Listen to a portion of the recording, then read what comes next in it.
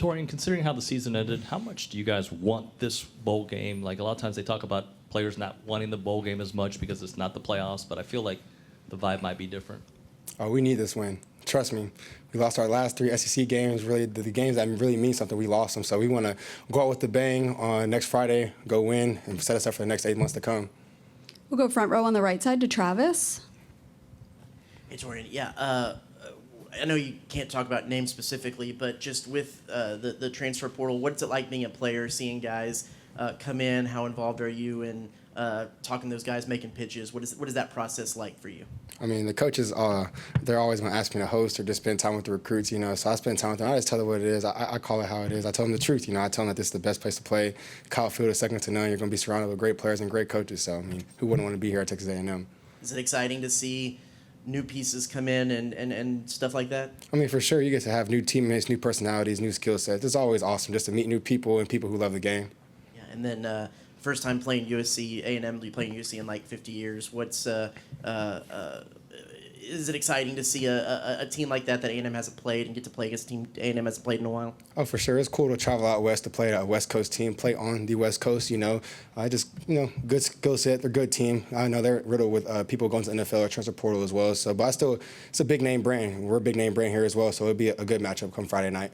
We'll stay on that front row to Brent, and then Tony. Ask Marcel this. Growing up a football fan, do you have any memories of watching bowl games, like on New Year's Day, things like that? And if so, what are they? Oh, yeah, just whatever the biggest game was, the biggest stage. I've just been attracted to that. I love big-time football, games that matter, games that have a lot riding on the line for it, really. So the playoff game is probably what I watched the most growing up. Is there one that stands out to you that you look back on? I remember the first playoff game when Ohio State beat Alabama and Ezekiel Elliott had a game. I remember that one. So the bowls have changed so much in the past 4 or 5 years.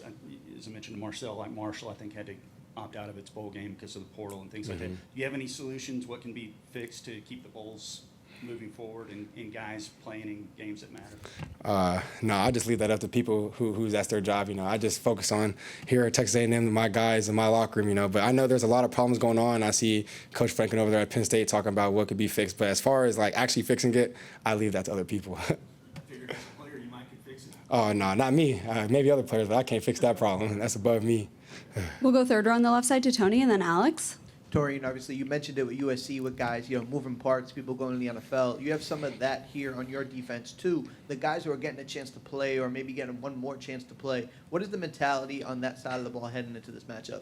It's time to show that you can go play football. Of course, throughout the course of the season, people want to play, but maybe the opportunity isn't there or they have better guys in front of them. I wouldn't even say better guys, but more experienced guys, but we're really thin. It's just that time of year. It's December in college football right now. So it's time for people who haven't had the opportunity to play as much to go out there and put it on display. We'll go second row on the left side to Alex. So you're a captain of the team. You're coming back next year. You seem pretty eager to get this program to take another step forward. Just as you're meeting with guys that are coming through the transfer portal, just what's been your pitch to them as why they should come here, be a part of A&M, be a part of this defense to try and get A&M to take that next step? I mean, we're on the brink of taking the next step. I think Coach Elko put it best the Monday following the Texas loss. I feel like we're one game away from having an elite foundation year for the first-year coach and first-year staff to be one game away from the SEC championship. That means a lot. And like I said, we had plenty of opportunities to go make it happen, and we squandered those. So I feel like we could add a couple more pieces, and hopefully it put us over the edge. Yeah, and Coach Elko told us the signing day press conference that Scooby's going to come back. Just what's that mean for your defense and the linebacker group in particular? I mean, that's awesome. Scooby adds a ton of veteran experience. Scooby is a baller. Scooby finds the ball. He has a nose for the ball. Smart dude. He's awesome to work with. I mean, I love Scooby Williams. We'll go back behind the lights on the left side to Tyler. Yeah, Torian, after the loss to Texas, obviously you're pretty upset, and with everything that was on the line, came up short. So, how did you personally kind of shift maybe your mentality of what's ahead and how the season ends? I mean, I'd be lying to tell you if I hadn't shifted already. Man, I feel like that loss still stings. I don't know how long ago it was, but my heart still hurts because, I mean, like I said, we were one game away from being SEC championship and possibly being in the playoffs, But obviously that's in the past, and we just have to focus on what's in front of us, and that's the USC Trojans. So come Friday night of next week, we're ready to go ball out.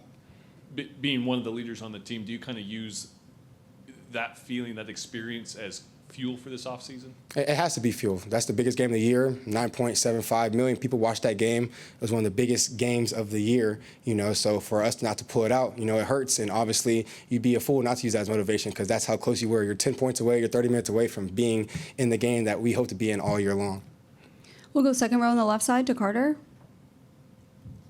Torian, I wonder just the extra practices you guys get with bowl game prep and also the extra game. What can that do for you guys for next season and building toward next season? I mean, it's reps, so anytime you take the field, you want to go out there and make those reps meaningful. You just want to go out there and squander those reps or not, take full advantage of it. There's an opportunity to get better, so why not go get better and treat it the right way and be focused and, prepare for the game upcoming.